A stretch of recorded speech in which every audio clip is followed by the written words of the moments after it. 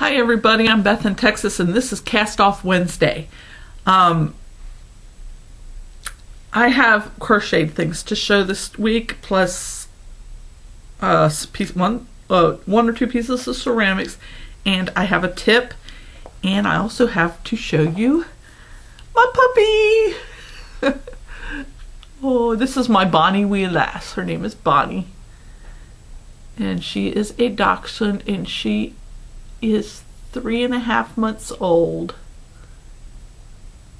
and she's been keeping me up at night. Last night we got her yesterday, and she was up all night crying because she wanted out of her carrier, and so now she's sleepy. But if I put her in her carrier to do the video, she'd cry the whole time I'm doing it, so I'm gonna have her in my lap while doing this. This is a hat I made with scraps, and I took the ribbon yarn that's laddered, and I added each scrap in as I went by weaving it through the laddered ribbon. I'm going to likely do a video on the technique on how to make your scraps work with that, and actually your scraps go farther if you do it that way. And what I did was I took, it's a multicolored ribbon yarn, and all my scraps that would look good with those colors in the multi I put together, and then I found some of this, I guess it's a tangerine. No, it's not really tangerine. I don't know what color that is. It's an orangish color, fuzzy stuff I got, and I used that for the cuff. But yeah, it's just a flat circle, and I stopped increasing to do the sides. And then when I got it down to the ear length, then I added the cuff. And it's that simple. I mean, you don't really need a pattern for it. And that's this one. Yeah, this is not the best color on me. And my lighting's bad today. I need to climb up and get my gooseneck lamp down, but with the puppy in my arms, it's hard to do. Okay. And I did the same thing with the green and blues and grays with this hat. And then I had some, this is like a chenille with a fun fur mixed in with it. And these are more my colors. Right here, the white yarn is kind of goofy for me. And of course you don't have to add the cuff. You could just stop it and, you know, stop it right here and wear it. So those are my two scrap hats I did. And this is a hat I did with some Christmas yarn I had. And I didn't have quite enough of the green to make it long enough, so I added a row of tan in here, and I didn't realize it until I started filming that the tan almost looks like hearts. And that's just a basic beanie, but it's got a little bit of sparkle to it. And then I tested a pattern, and it's a ripple pattern for a hat. This one is my first one I used to test it. I used scraps. This one for some reason came out bigger than the other one, but it can be worn slouchy this way, and you can see how I have it slouchy, or it could be pulled down and cuffed like this, or you can cuff it on one side. You know, you can do all kinds of stuff with it. And I did the same, I tested the same pattern. I guess it just, my gauge was different, or maybe the different yarns, I'm not sure. And this one came out great. This one fits much better.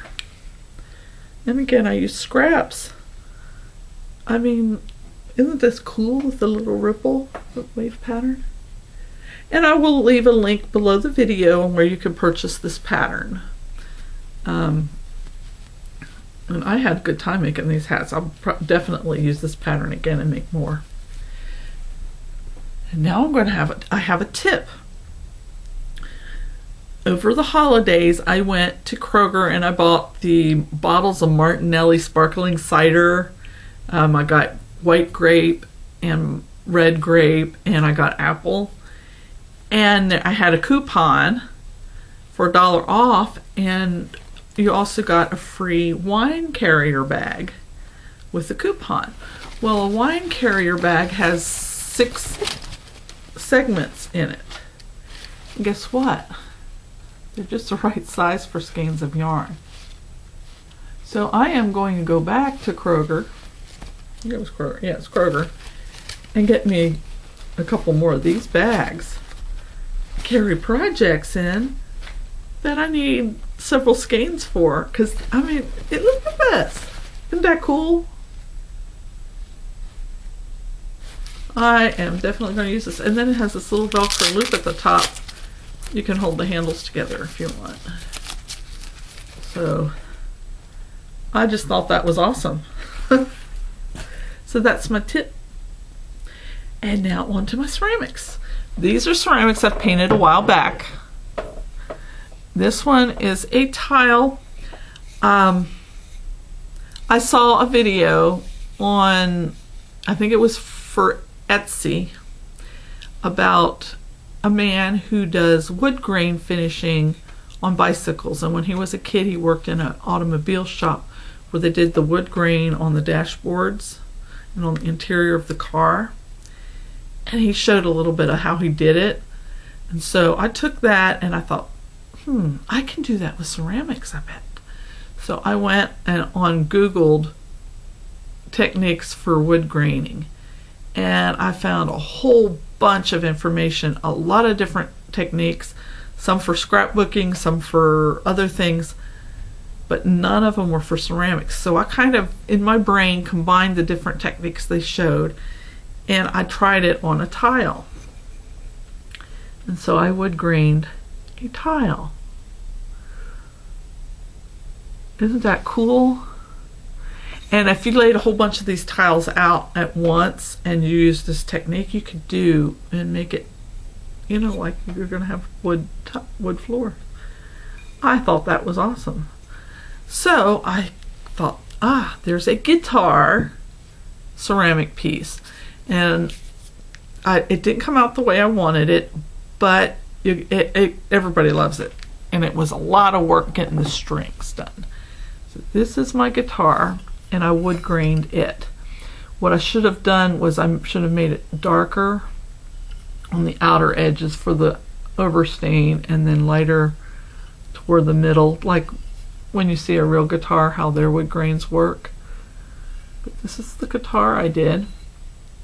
I was going to send this to my brother Jim, but then my son saw it and he liked it, but I'm afraid to hang it in his room because I'm afraid he'd get it off the wall and break it. So it's here in my dining room. So this is my guitar that I did a wood grain on. And how I did the strings, I painted it all black. And then I used a scraping tool and scraped away where the strings are sticking up.